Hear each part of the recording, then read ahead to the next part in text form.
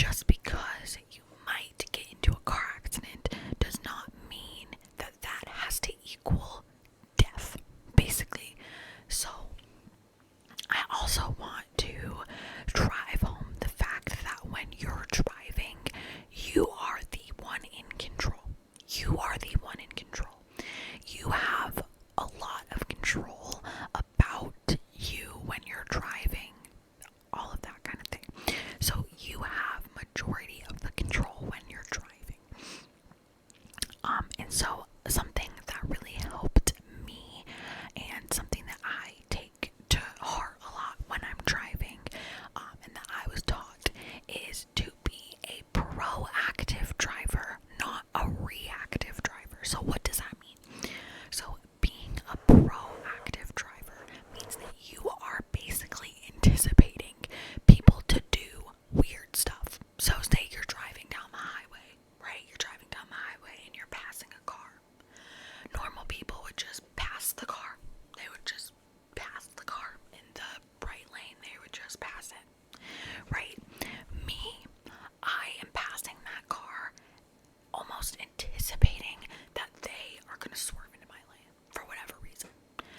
And that you might think like, oh my gosh, Kenzie, that's kind of crazy. But if you anticipate that people are going to do weird stuff on the road, you're prepared.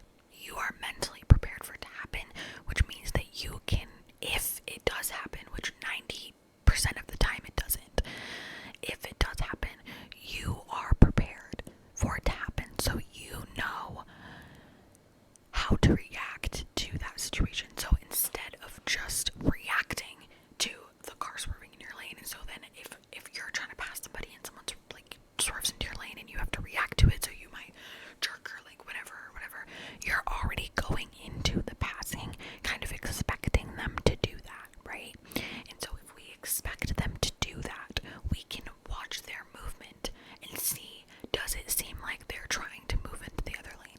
Are they swerving a little bit closer to the line for weird reasons? And then you can either go really fast past them to just get past them or whatever, or you can be like, okay, maybe I don't actually need to pass them, that kind of thing. So I hope that that makes a little bit of some sense when it comes to driving anxiety and being proactive versus reactive. You want to anticipate stuff happening. You don't want to react to stuff happening.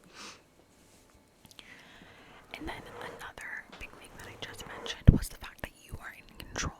You control how fast you're going. You control if you turn on a red light. You control if if you notice somebody's coming up kind of fast behind you, you can move up a little bit to kind of like make that space. You control how far away you are from other cars. Something else that I heavily keep in mind when I am driving is that most accidents happen between two cars. So most accidents happen between multiple cars. And so what is a foolproof way of not getting into an accident with another car? Not being near another car. So this might be weird, but this is something that I do a lot, and it's keep my distance. Keep your distance. You're gonna want accidents happen when other cars collide into other cars. Now obviously there's weather accidents or there's bumping into a tree or whatever, but those are a lot of stuff that you can control, whereas the only thing on the road that you can't control is other people. And so what you can control is how close you are to other people and how much opportunity you give them to get into an accident with you. So for example, when I'm driving, I make sure that there is a good distance between me and another car. I always make sure that I have enough distance between a car that there's basically like a breathing room. You want breathing room. And also remember to just give people their space. Like my car doesn't want to be near their car, and so I'm gonna do my best to make sure that my car is not near their car.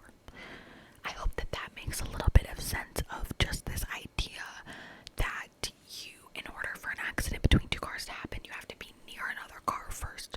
So if you take those steps to make sure that you're not even near, that you're not even close enough to another car that an accident can happen, that can help prevent an accident and give you some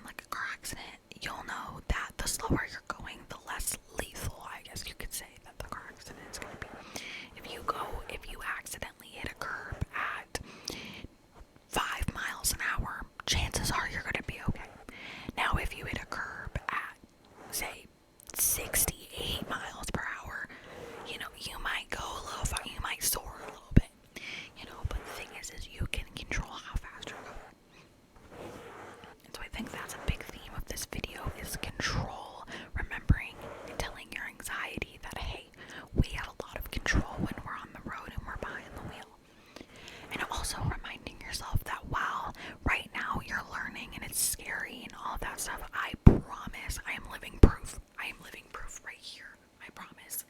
I'm a real human being, and I am living proof to you that driving becomes second nature. I got my license when I was 16 years old. I am 20 now. I got my first car when I think I was about 17, and driving is second nature. It is absolutely second nature. And I was always like, I always had that mentality of like, I'm never gonna be able to just drive like everyone else drives. This is so scary. I'm not built for this, all of that stuff. But I promise the more you do it, like anything, the more you do it, the easier that it's gonna get. The easier that it's gonna get for you, the easier, the more that you're gonna be able to do it, the easier that you're gonna be able to do it, the more less you're gonna think about it, that kind of thing. And when you're learning